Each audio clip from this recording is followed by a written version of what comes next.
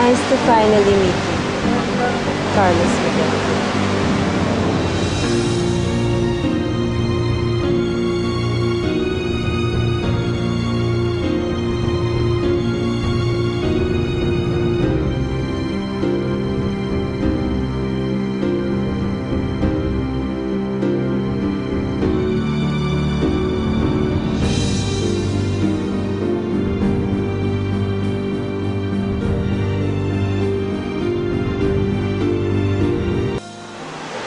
Nice to meet you too.